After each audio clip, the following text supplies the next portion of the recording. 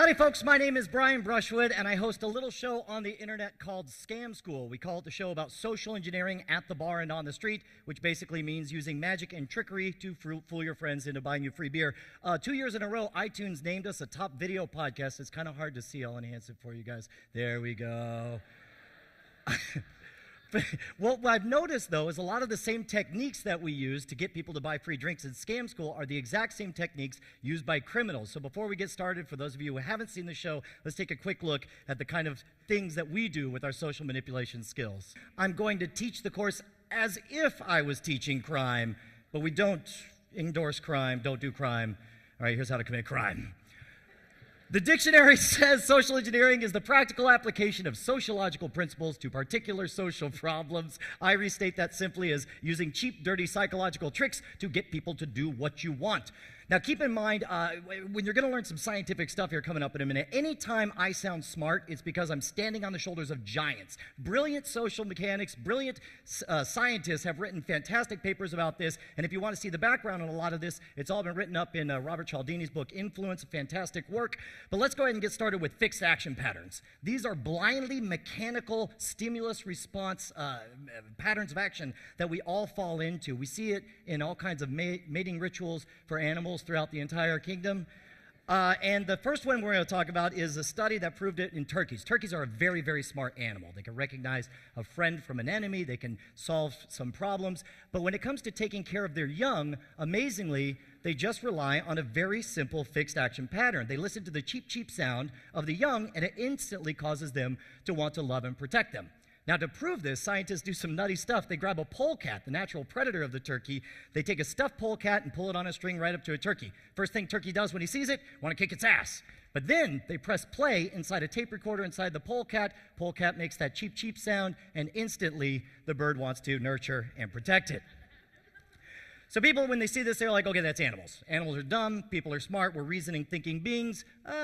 Maybe. Turns out that there's a bunch of studies that have something to say about that. One of my favorite took place in Harvard. They wanted to know if it was possible to cut in line using a predictable set of terms. So they grabbed a bunch of people they found a bunch of people in line looking for to make copies at a Xerox machine, and they sent in someone undercover to try to cut in line. Now, she said all different combinations of terms. For example, she might walk up and say, "Excuse me, I have 5 pages. Can I use the Xerox machine to cut in line?" 40% of the time, people tell her to bug off, but 60% of the time, they let her go straight up to the front. Now, this blows me away, because when I see 60% just for walking up and saying, "Gimme," but they went a step farther. They tried all different combinations. They also had her go up to the front and say, "Excuse me, I have 5 pages. Can I use the Xerox machine? Because I'm in a rush." And just that little addition of "because I'm in a rush" caused it to jump to 94% success.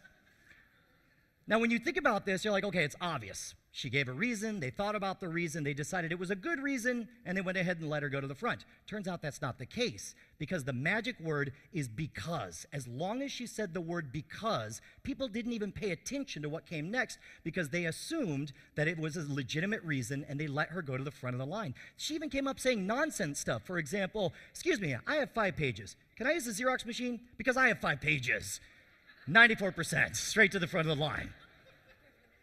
So, of course, how can we use these things? Now, we're going to take advantage of 3 psychological backdoors. The first one is most obvious. I think most of us are aware that when you like someone, you're most likely to grant them a favor or do them a favor. Now, of course, you can rely on your natural charm and your wits, but there's also ways to induce a feeling of liking in another person. And the oldest book I think is still the best, How to Win Friends and Influence People. It's full of fantastic stuff, like make sure to talk and ask questions about them. People like to think and talk about themselves. Make sure to use their name, remember their name often, call them on birthdays, that kind of thing. And this is something, I had a bunch of conversations with a friend of mine, Mike super talented magician. We both drive around a lot as we tour all over the United States, and you get pulled over from time to time. And he and I came up with some rules to using just the liking fixed action pattern to get out of a speeding ticket. Now, you don't have a lot of time, so you got to be fast. First of all, you got to relax. It's just a ticket. If you get that adrenaline rush, if you're nervous, the side effect of adrenaline is it makes your fingers tremble. When your fingers tremble, it makes the cop nervous. Cop gets nervous, you get a ticket. Second of all, no crying. They deal with that all day long. Yes, it's disappointing, but then if you cry, all it does is it makes them feel really bad as they write you a ticket. I have found that if you can get the cop to laugh, it is amazing. You win the game. I've never had a time that I made a police officer laugh and he still gave me a ticket. And so obviously the first way, I got a few bits of business. Situationally, you might have a chance to make a joke. But regardless, every time they pull me over, the first thing to try to make them laugh sort of takes care of itself. Because when they ask for my ID, this is what I give them right here. Sometimes it takes a little bit more, and when they ask for my insurance, I explain, officer, this is a rental car, I don't have my insurance on me, but I'm told this will help. And these aren't valid here? What about the community chat? No? Okay. So if you can get yourself into a position where you're having a real conversation with them, and of course if you're not going 90 in a school zone, the odds are you can work your way to getting just a warning. My friend Brett Rounceville put it best. He said, I know that if I was their friend, there's no way they'd give me a ticket. So the moment I'm pulled over, I figure I got 3 minutes to become their friend. Second backdoor is reciprocation. This is the idea that we hate feeling indebted to somebody else, and no matter what the item is, we want to return the favor to people. And there was an interesting experiment in order to prove this. Dennis Regan of Cornell put together a fake art appreciation experiment where he grabbed people. One was a real tester, one was a fake tester, right? So Mr. Real Tester and Mr. Fake Tester spent all day rating art, saying how they liked it on a scale of 1 to 5. I forget the details. But at some point during the day, Mr. Fake Tester vanishes. And then he comes back one of two ways. In Group A, he came back with nothing. In Group B, he came back with a couple of Cokes and a story about how he went to the bathroom, grabbed himself a Coke, and I figured, hey, what the heck, I'll get one for this other guy as well, so here's a free Coke, right? And then the two of them went back to studying art. Now, at the end of the evening, everybody had the exact same situation. Mr. Fake Tester said, hey man, I'm doing this raffle, and if I sell enough tickets, there's a chance I could win a car. So if you don't mind buying some, as many as you can, the more the better. Amazingly, under reciprocation, when somebody was given a Coke earlier in the day, they bought twice as many tickets as without reciprocation. Now again, on the surface, you look at this, you say, well, Brian, you already said when you like someone, you want to do them a favor. Maybe he just enjoyed the Coke, thinks this guy's a cool guy for buying him a Coke, and gives him twice as many tickets. Turns out that in the exit surveys, even if people actively disliked Mr. Fake Tester, they still bought twice as many tickets. So these are fixed action patterns right here. Now, the Hare Krishnas have done a fantastic job with this. They make sure to give away gifts like the Bhagavad Gita or a flower and then ask you for something in response. You guys could take advantage of this. For those of you who flew in, if you want to get free drinks or possibly an upgrade to first class on your way back, just keep your bag full of M&M bags. And whenever you run into someone, just say, hey, man, I figure you're working really hard. You could use a little snack. Costs you like 35 cents if you buy them in bulk, and yet the perception of the thoughtful gesture could benefit you in the way of a full first-class fare, right? Now, the important thing is it's important that this not look like a bribe. If anyone thinks they're taking a bribe, they get very squirrely and they feel very bad about it. So what you want to do is take advantage of what magicians call time delay. This is a case where you give the gift early, you wait to let it simmer, and then later you find yourself in a position to ask for a favor. That feeling of reciprocation will stay residual for a long time. And the amazing part is regardless of how expensive is the initial token, you'll get something of value in return.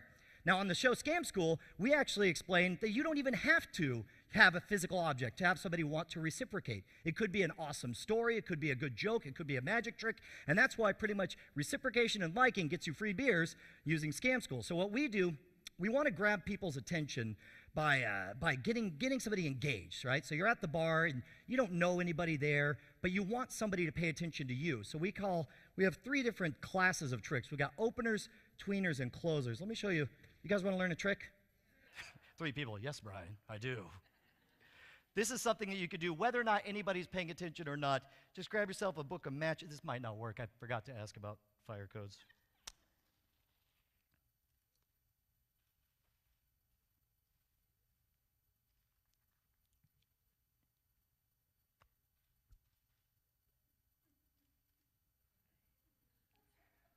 You guys like that? You want to learn that? All right, here, I'm going to teach you guys something about this. Here's the thing. When you strike a match, you'll notice that there's initial sulfur flash, just a little bit of smoke there. When it burns, you got almost no smoke. When it goes out, that's when you get the most smoke, right?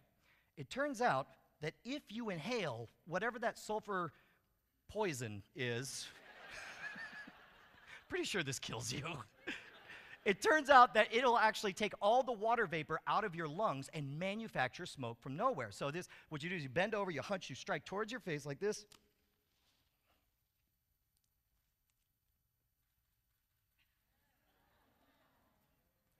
It'll burn a little bit. All right.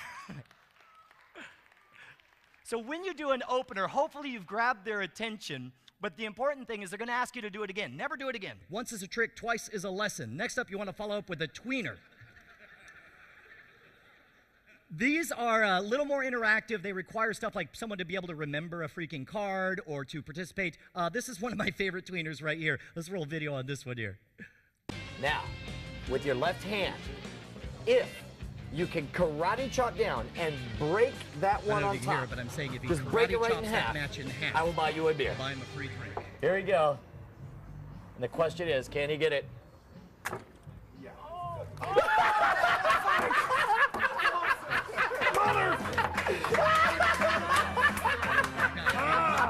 The rest of his friends on my side. And then finally we have these payoffs. These are the closers. These are something that if you get somebody to even jokingly promise to buy you a beer, if A, B, or C, if that is my card, or if you did predict my number, then what happens is people have a need to feel consistent. They don't like to, in public, make a promise that they don't intend to keep later on. And hopefully by this point you built up enough rapport that they'll feel good about buying you a drink. So you get a third back door is the most powerful. It's the authority fixed action pattern. Now this one is so potent that it's used very often by con men to defraud other people.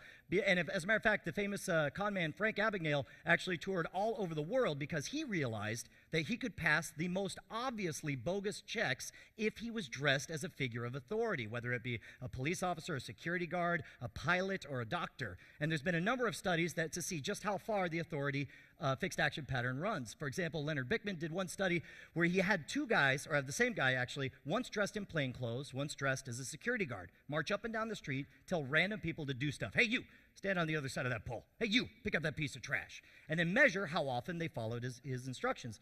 42% of the time when he was dressed just as a regular guy, 92% of the time when he was in uniform. And keep in mind, he's got no jurisdiction. Anyone could go rent a security guard costume.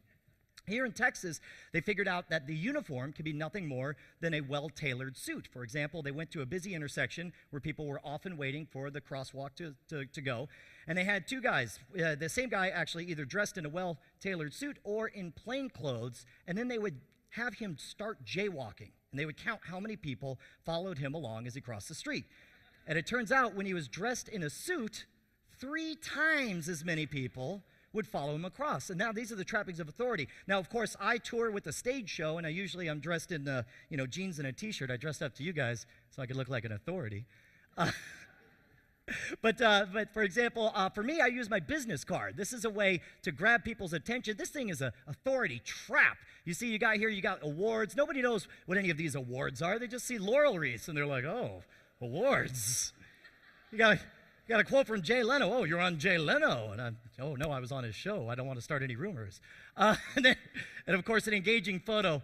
For example, look at me. I'm right here. I'm giving a talk here at TEDx. Why? Because I have 0 qualifications. I'm here because I host a show on the internet called Scam School. How did I get to host a show called Scam School? Well, I wrote a book called Cheats, Cons, Swindles, and Tricks, 57 Ways to Scam a Free Drink. Who was the publisher of this book? This guy. It's a house of cards. But if you have the trappings of authority, then people respect you for it. But in the 10,000 copies of this book I've given away, the first run of them, I stapled them myself. Not one person has said, and who is the publisher of this book? You can also use the trapping of credentials. If you want to get backstage at any concert, just find the poster, slap the words All Access on there. It really doesn't even matter if it matches the ones everyone else has. You can get badges that say just about anything. As far as I'm pretty sure there's no government authorized auto repossessor. And of course, you can get printers that laminate badges and print out whatever you want. But the amazing thing is the folks who are working at the gates at concerts, they're not even looking at your credentials. They're looking at your body posture. They're looking at whether or not you match the dress for everyone else. So they're watching the way you talk. And of course, if you want to get past somebody, one of the things you can try is you can do stuff like using the word because. You're like, oh, no, I got to get backstage because they're already tuned out. They know that you have a reason and that it's going to be a fight if they try to tell you no. So use the word because. You can also use an old sales trick, which is, remember, the person asking the questions is the one in charge of the conversation. So try this next time you want to get past somebody. You walk by, you're like, oh no, I got to get backstage because I got to get backstage in time for the thing. And then they're like, what's going on? They're like, do you know where Becky is? Becky, I'll go find Becky. I'll be right back. And off you go. As long as you're asking questions, you're in charge. I'll tell you what, I'll leave you with one little gem here. If you guys, how many guys fly a lot? How many guys wish you could take twice the liquids past the TSA? Hypothetically. Hypothetically, you know that you guys can only put so many liquids in one of those, I think it's a 1-quart bag. Theoretically, if you had 2 of those bags and they were in different bins, I don't see how the TSA would know. And that's it for me. I'm Brian Brusher. Thank you guys so much.